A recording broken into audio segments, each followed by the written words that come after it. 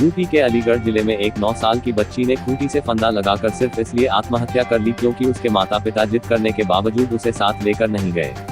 मृतक बच्ची के पिता ने बताया कि वह अपनी पत्नी ज्योति के साथ मकान देखने मेल रोड बाईपास जा रहे थे। इस दौरान बेटी बेबो ने भी साथ चलने की जिद की। उन्होंने नजरअंदाज कर घर में ही खेलने को कहा। दोनों के जाने के बाद घर में मौजूद बड़ा बेटा ललित भी अन्य बच्चों के साथ खेलने में व्यस्त हो गया। इसी बीच गुस्सई बेबो ने कमरे का दरवाजा अंदर से बंद कर फंदा लगाकर आत्महत्या कर ली। दोपहर करीब 1:30 बजे जब ललित ने दरवाजा खोलने का प्रयास किया तो नहीं खुला। उसने खिड़की से झांका तो बेबो फंदे पर लटकी दिखी।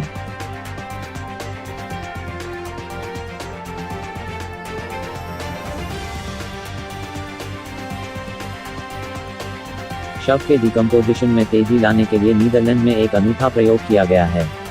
यहाँ एक जीवित ताबूत में एक व्यक्ति का अंतिम संस्कार किया गया। यह ताबूत माइसेलियम से बना है, जो कि मशरूम की जड़ होती है।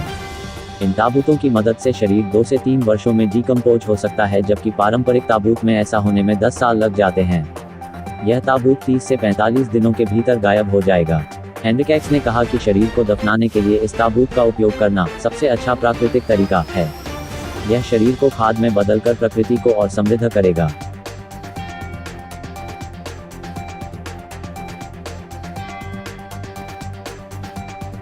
कोरोना वायरस महामारी की वजह से कई देशों में यात्रा पर पाबंदियां लगी हुई हैं। लोग हवाई सफर मिस कर रहे हैं। ऐसे में कुछ एयरलाइंस ने अनोखी फ्लाइट्स शुरू की हैं। इन अनोखी फ्लाइट्स में यात्री सफर तो करते हैं, लेकिन पहुंचते कहीं नहीं हैं। एयरलाइंस यात्रियों को प्लेन में बिठाती हैं, कुछ घंटे हवा में सफर कराती हैं और फिर उसी एयरपोर्ट पर लाकर छोड़ देती हैं जहां से यात्रियों ने सफर की शुरुआत की थी। ऐसी फ्लाइट्स के लिए लोग हजारों लाखों रुपए खर्च भी कर रहे हैं। टाइगर एयर ताइवान एयरलाइंस ने ऐसी ही एक फ्लाइट्स में 120 लोगों को यात्रा के अनुभव कराए। ताइवान से उड़ान भरकर विमान साउथ कोरिया के हॉलिडे आइलैंड जेजू के पास पहुंचा और फिर वापस ताइवान में लैंड किया। ऐसी फ्लाइट्स प्रमुख दर्शनीय स्थलों के पास कम ऊंचाई पर भी उड़ती हैं ताकि लोग नज़ारे देख सकें।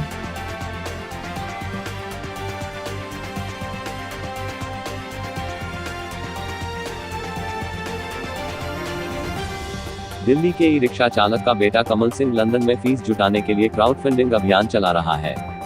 20 वर्षीय युवक लंदन स्थित प्रतिष्ठित इंग्लिश बैले स्कूल में प्रशिक्षण पाठ्यक्रम के लिए अपनी फीस जुटा रहा है।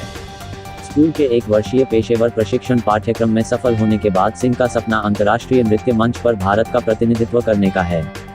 हालांकि इसके लिए न केवल उन्हें फीस देने के लिए बल्कि लंदन में रहने के लिए काफी बड़ी राशि की जरूरत है। सिंह ने कहा, मैं 1 साल के पाठ्यक्रम की फीस 8,000 पाउंड यानी करीब 7.60 लाख रुपए वहन नहीं कर सकता हूं। कमल सिंह ने कहा, मैंने क्राउड फंडिंग के मंच के पर कोष एकत्र करने का फैसला किया। मैं लोगों के प्यार और समर्थन से आगे बढ़ूंगा जो मुझे लोगों से मिल रहा है। मैं लोगों का आभारी हूं जो मेरे अभियान को दान दे रहे हैं।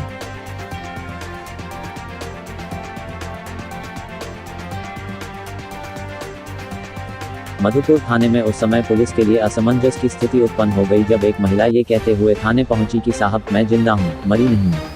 अंजवा देवी ने अपने आवेदन में कहा है कि उसे काफी पहले वृद्धा पेंशन की स्वीकृति मिली थी। वह पेंशन उठा भी रही थी।